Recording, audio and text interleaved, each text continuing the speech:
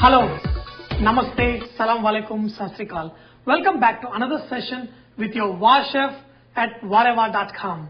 Today, let's learn to make this extremely popular lamb biryani. Basically, you can categorize biryanis into two kinds, Kachi biryani and Pakki biryani.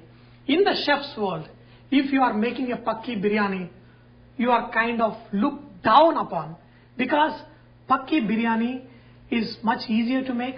Pakki biryani means first you cook the meat and the rice separately and then you put them in layers and let it steam for a few minutes, hoping the flavors get into each other. But Kachi biryani is little painstaking because the meat you're going to use in this is raw and you put it at the bottom of a pan and cook it slowly for a longer time. So the end result is more flavorful, more tasty and keeps the meat very juicy. Whereas in a Pakki biryani, the meat is never that juicy. So today we are going to learn the most popular Kachi biryani of Hyderabad. Whether you are using lamb or mutton, make sure you get a baby lamb or a baby goat. And for a lamb or a goat biryani, you should always want big pieces. You don't want small keema kind of pieces and make biryani. It doesn't taste that good. The whole reason why people enjoy biryani is the meat is juicy and you take a bite into it, it is so tender and it's so refreshing. There are various kinds of tenderizers that are available in the market. You could use raw papaya, raw pineapple, or even the outer skin of pomegranate seeds. They all act as a tenderizer. But we are in luck because in the market there is a meat tenderizer that is available in a lot of Indian grocery stores. In fact, I bought one of those meat tenderizers.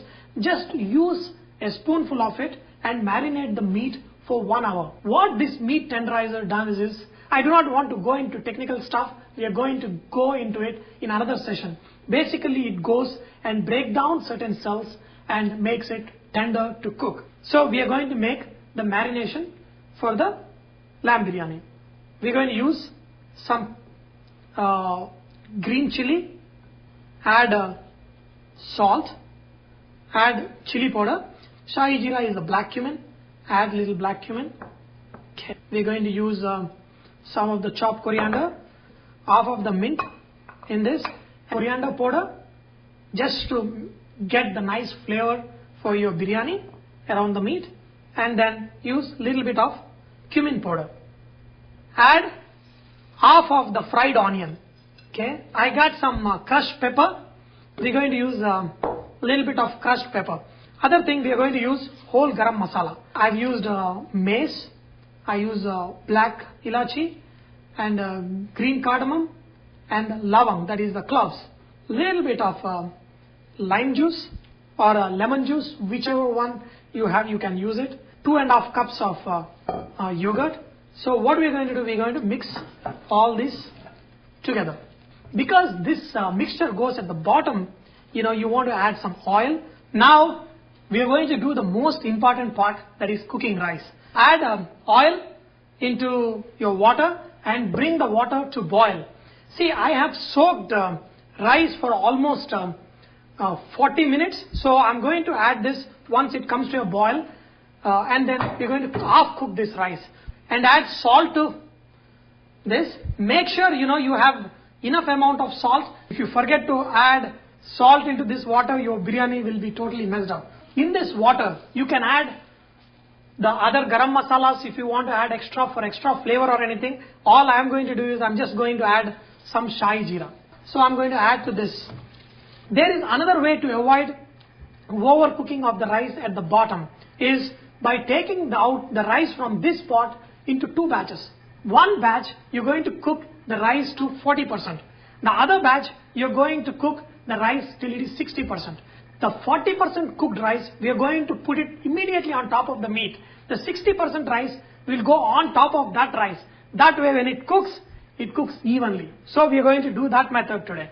Now the rice is 40% done. So what I'm going to do, I'm going to take the first batch of the rice, okay, and put it in one of the containers. Now I'm going to let The rest of the rice cook for 1 more minute. By the time it is going to be 50% done. I'm going to drain this off. I've got 2 separate rices. One rice is 40% done.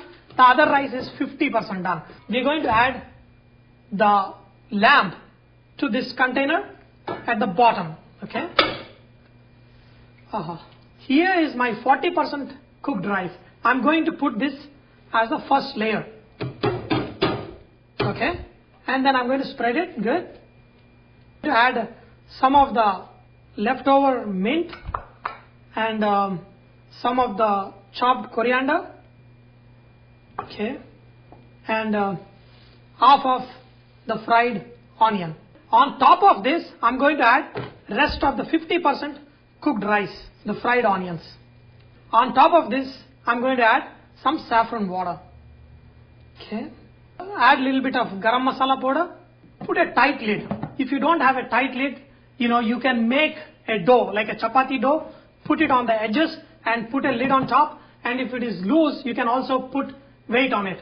Till here, everybody is doing good. It's very easy. Oh yeah, I cooked rice, 50% done, everything. But where are we going wrong? Lot of times when I'm showing the cooking, I've been telling you to use a heavy bottom pan.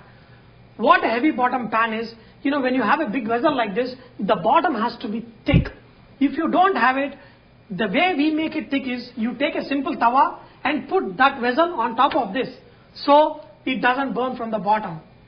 The best part of having a glass cover is you can actually see the biryani cooking. See, the moment you see the steam-like thing forming, that is an indication that you reduce the flame. After cooking 5 to 10 minutes on the direct heat, you can take your pot of biryani and put it on a tawa like this and forget it. Don't even look at it for another 40 minutes, and after 30 to 40 minutes, your house will be full of biryani flavor, and just open it. Today I'm going to show you the bottom of my pan. You will see it. It will be crystal clear without even one burn mark. That is how you're supposed to cook biryani. Remember, biryani is always served with nice yogurt accompaniment called raita and mirchi ka salan. You can see both the recipes on my site. Raita, I have a video. I have a video of bagara baingan. All you do is, instead of eggplant, use green chilies, make this sauce little bit watery than what I have shown, and then your mirchi ka salan. It goes excellent with biryani. Wow. Oh, look at this. Oh. See? Remove your lamb carefully. Wow. I hope you can see how beautiful this lamb is. Wow, look at this. See, the bone literally comes off the meat. See how tender and beautiful this lamb is. Wow. And look at how the rice is cooked. Beautifully perfect. And the rice looks like a nice pulse. And I made my favorite raita. I like it thick. And oh my goodness. Let me taste.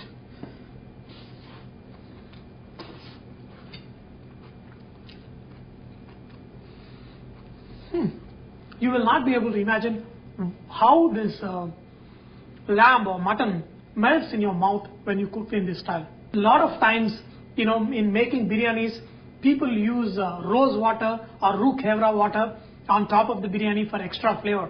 If you like that kind of flavors, you can go ahead, add some rose water or roux hevra on top of this, and it may taste flavorful in a different way.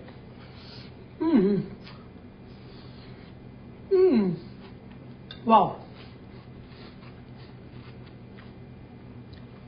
Whenever I eat good food, I feel like crying. Just give me a minute.